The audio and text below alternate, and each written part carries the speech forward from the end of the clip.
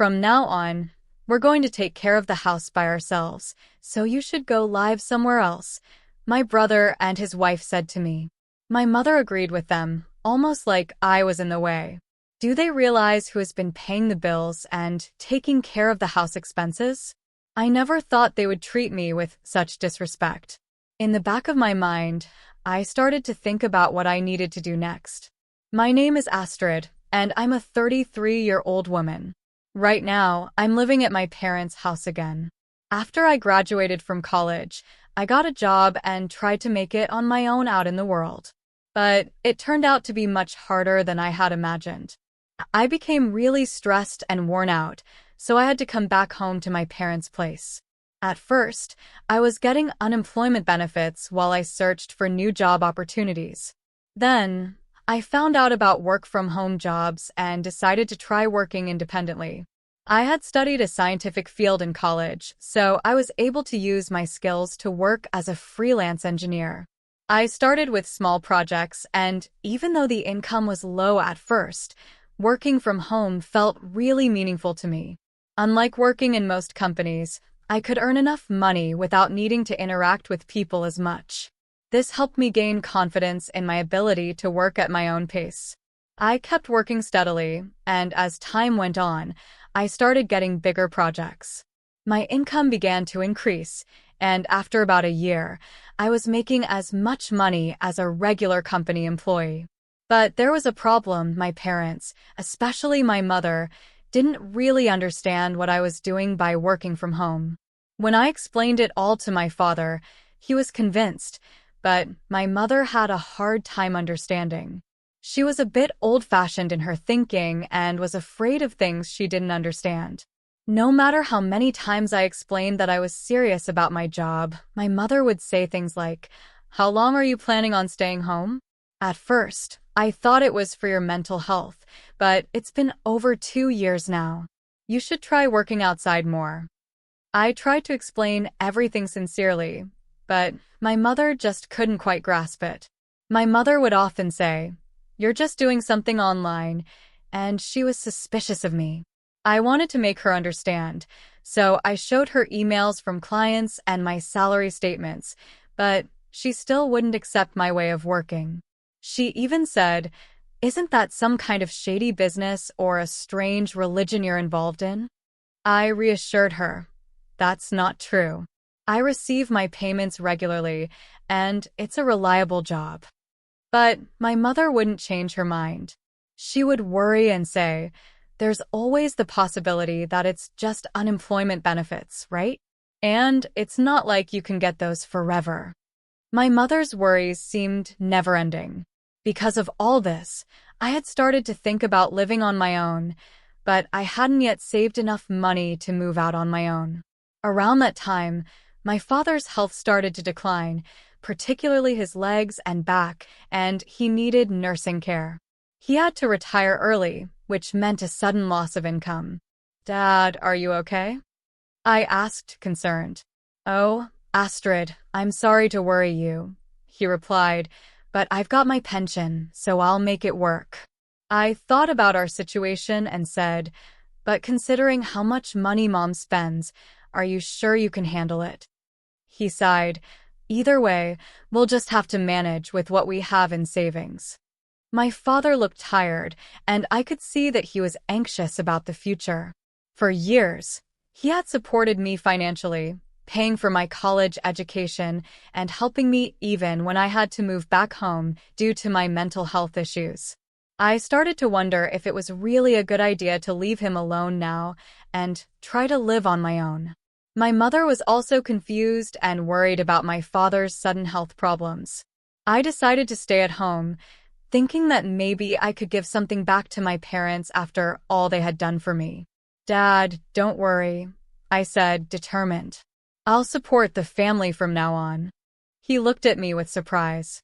"Oh, really? But I can't imagine you have that much income." "Don't worry, Dad. My income is quite stable now," I reassured him, showing him my bank account information. My father had always understood my situation, so I knew he would be convinced. "Astrid, I didn't realize you were doing so well," he said, impressed. Yeah, I've been earning more lately. So, I can help out a bit, I offered. Thank you, Astrid. That means a lot, he said, relief evident in his voice. This conversation led to me taking on the responsibility of supporting the household financially. I started covering the living expenses, my father's medical bills, and other costs. Every month, I would transfer a certain amount of money to my father's bank account to help with these expenses. Since my mother had been using my father's credit card for a while, I decided to create a new PRI Linnea card and gave her a supplementary card instead. My father began saving as much as he could and asked my mother to do the same. When my mother realized what was happening, she asked, "Then should we kick Astrid out of this house?" My father quickly defended me, saying, "Astrid is contributing financially. It's going to be a lot harder without her." "Is that true?" my mother asked, still not convinced. My father explained everything to her, and after some time, she finally agreed to let me stay. So, I continued working while also helping out at home. However, my mother started taking my help for granted and became very strict with me. "Can't you finish your chores faster?" she would often ask. "Sorry, it's not easy because I'm also working at the same time," I would explain. But she didn't understand and would say, "You keep saying that, but is it really that difficult?" No matter how much I tried to make her see how challenging it was to juggle work and chores, she wouldn't listen. I started to realize that my relationship with my mother was becoming more strained and might never fully recover.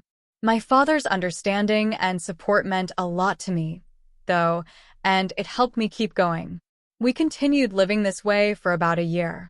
However, one day, after a year had passed, my father suddenly became seriously ill and had to be hospitalized. Every day, I would go to visit him in the hospital. "Hey Dad, how are you today?" I would ask. "Thank you, Astrid. It doesn't seem like I'm going to get better anytime soon, but I hope it's a little less of a burden for you," he would say, trying to ease my worry. "Don't think that way, Dad. Taking care of you has never been a burden for me," I reassured him. What? He would gently respond, "I know that you and Mom haven't been getting along well." Things between my mother and me got even worse after my father was hospitalized. I started feeling suffocated living with her, but I tried to push through, thinking, "Don't worry, I can handle this, no matter what." I still wanted to support my father and mother as a family. I was especially grateful when I remembered how my mother made my lunchbox every day when I was a student and how she put so much effort into dinner every night. But then, something happened that completely changed my mind. One day, I overheard my mother talking to my brother, Nils. "I've been waiting for you." "You're late," she said. "Sorry, Mom. I've been a little busy," Nils replied. "Hi, mother-in-law."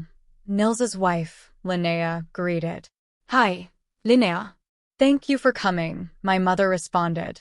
I was too surprised to say anything. I approached my brother and his wife, but they both looked at me with cold stares. Suddenly, Nils said, "Somehow, we're going to live here from now on too." "What? Why?"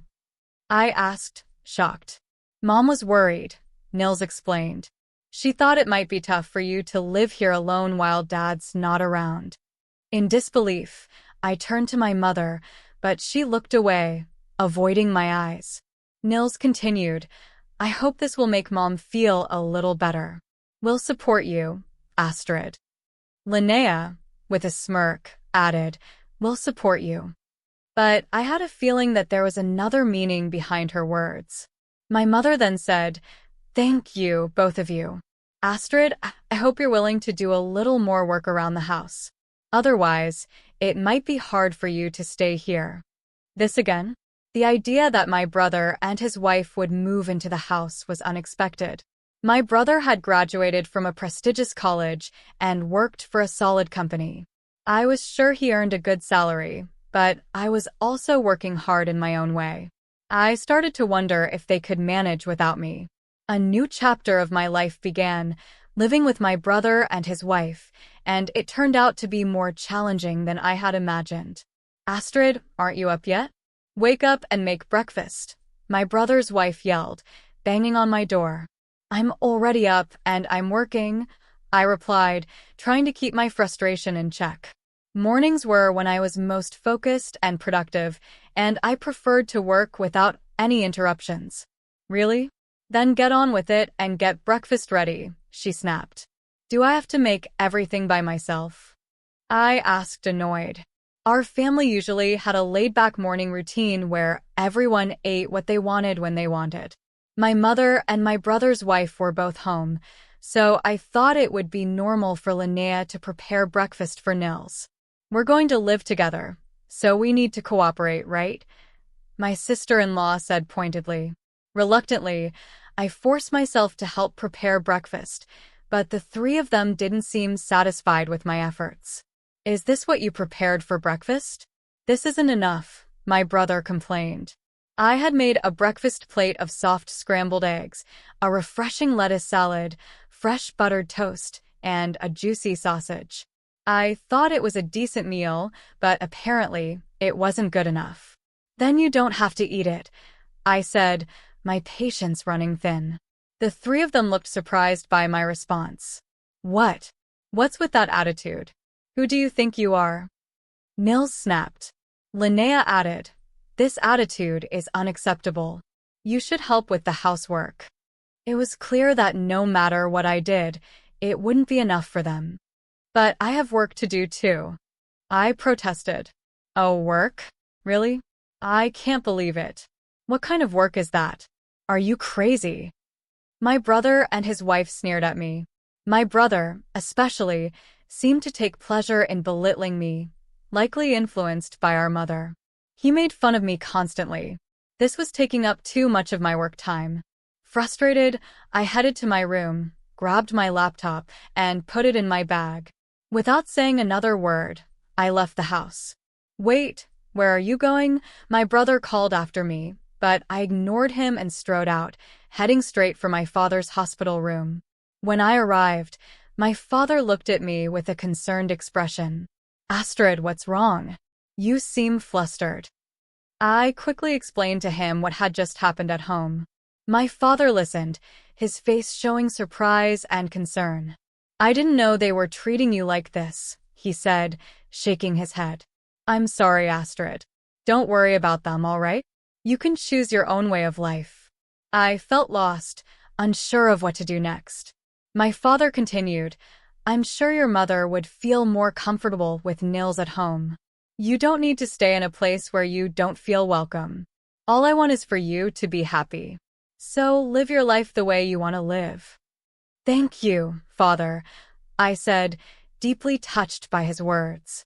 With his encouragement, I decided that it was time to leave home. When I returned home that evening, I was met with a scene that felt straight out of a movie. My mother, brother, and sister-in-law were all sitting together, their faces serious. Where were you? My brother demanded. Weren't you supposed to be at work?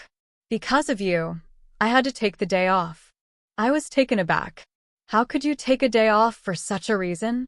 I asked, surprised by how easily my brother had shirked his responsibilities. Wasn't that too irresponsible? As our argument escalated, my brother's voice grew louder. Get out of here, he shouted. Why? I replied, still in shock. From now on, the three of us will live together, my brother declared. If you don't want to stay, then leave. We don't need someone like you around, acting like you're supporting us. His wife chimed in, backing him up. They were trying to kick me out of the house I had helped support. Then, to my dismay, my mother joined in. Astrid, that's enough. You don't need to be here now that your father isn't around. Her words cut deep. It was as if she agreed with them that I was a hindrance. Did she not realize how much I had been contributing to this family? My mother bought branded goods every month. What would she do when her allowance was reduced? I was furious. No matter how much I had supported them, They were ignoring my contributions and treating me like I was disposable. I explained everything to them, feeling like they were being way too rude. I couldn't take it anymore, so I came up with a plan. First, I transferred all the money from the bank account linked to the credit card my mother used every day to another account that I controlled. I figured it would surprise my mother when she suddenly couldn't use her credit card. Next, I moved money from my father's account, which had been supporting the family finances, into a separate account as well. Only my father's medical expenses could be paid from that account, and my mother had no idea it existed.